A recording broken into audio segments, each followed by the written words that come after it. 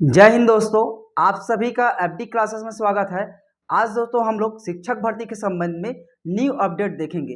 अभी हाल ही में हमारे प्रदेश सरकार द्वारा शिक्षक भर्ती के संबंध में न्यू अपडेट जारी किया है। दोस्तों आपने हमारे बृजमोहन अग्रवाल जो हमारे शिक्षा मंत्री है उसने कई बार अपने घोषणा किए हैं कि शिक्षक भर्ती के संबंध में 33,000 या 40,000 के आसपास शिक्षक भर्ती निकाले जाएंगे। दोस्तों इसमें शिक्षक भर्ती के संबंध में कुछ न्यू अपडेट देखेंगे।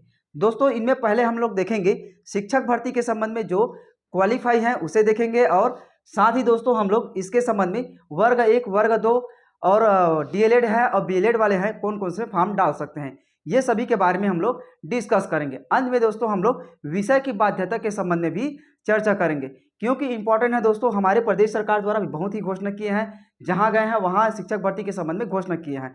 तो दोस्तों देखिए इसमें क्या बोला गया है कि शिक्षक भर्ती में विषय की बाध्यता बोला गया है। साथ ही दोस्तों इसके बारे में बताया गया है कि डीएलएड वीएलएड वाले ही क्या भर सकते हैं, शिक्षक भर्ती के संबंध में फॉर्म डाल सकते हैं।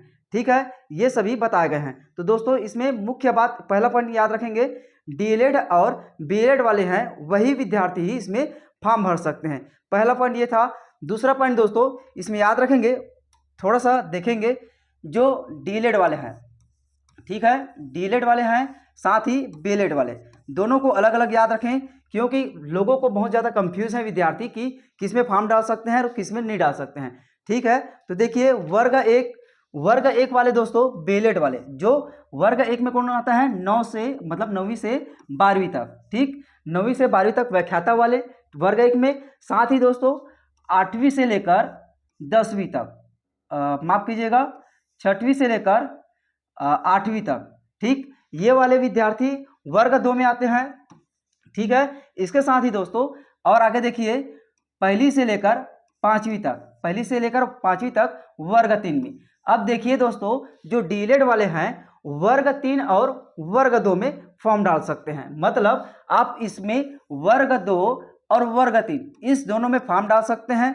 साथ ही दोस्तों जो बीएड वाले विद्यार्थी हैं वर्ग 2 और वर्ग 1 में इस दोनों में फॉर्म डाल सकते हैं, मतलब डीएलएड और बीएलएड विद्यार्थी हैं वर्ग 2 में फॉर्म डाल सकते हैं, मतलब दोनों डीएलएड विद्यार्थी हैं और बीएड विद्यार्थी 6 से लेकर 8वीं तक वाले विद्यार्थी में फॉर्म डाल सकते हैं, मतलब दोनों में डाल सकते हैं। ठीक है, इसे अलग अलग याद रखेंगे।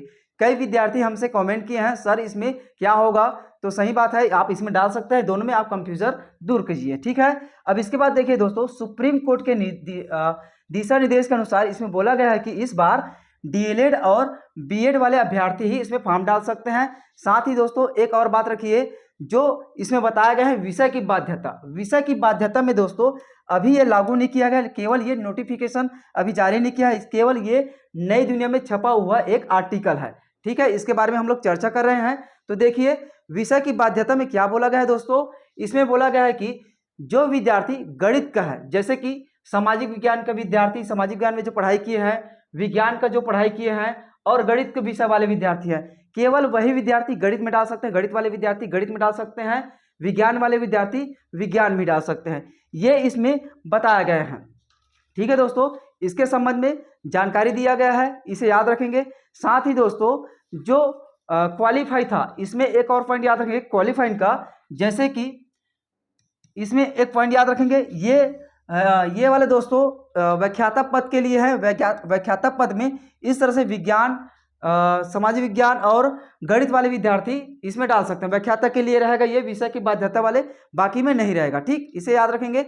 साथ ही दोस्तों क्वालिफाई में पिछले सरकार ने, मतलब कांग्रेस सरकार ने दोस्तों जो 50% था, आपने देखा होगा हमारे प्रदेश में, इसलिए इसके पहले 12,000 के आसपास पोस्ट निकाला था, 12,000 या 12,500 के आसपास भूपेश सरकार ने शिक्षक भर्ती की।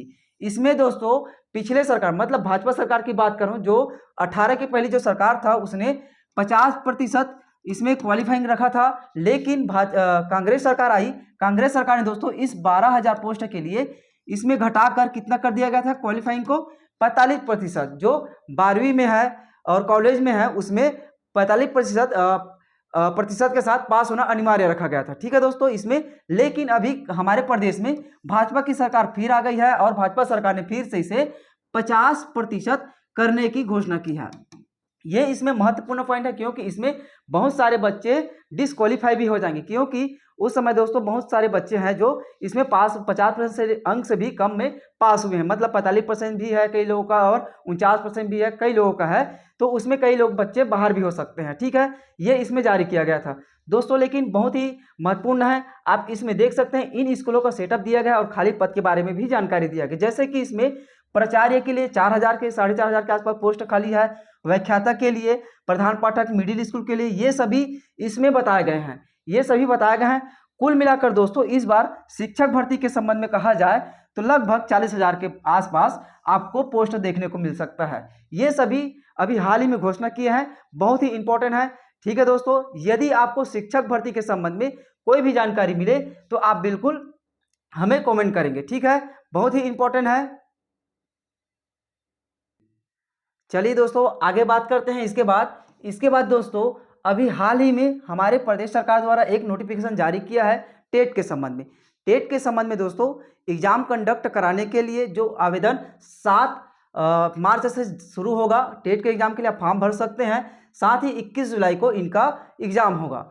दोस्तों टेट बहुत इंपॉर्टेंट है, टेट अगर आप पास करेंगे तभी शिक्षक में भर्ती में भर पाएंगे एग्जाम में, तो इसलिए दोस्तों टेट बहुत जरूरी है, टेट आप जरूर निकालिए, ठीक है। चलिए मिलते हैं अगले वीडियो में। जय हिंद, जय छत्तीसगढ़।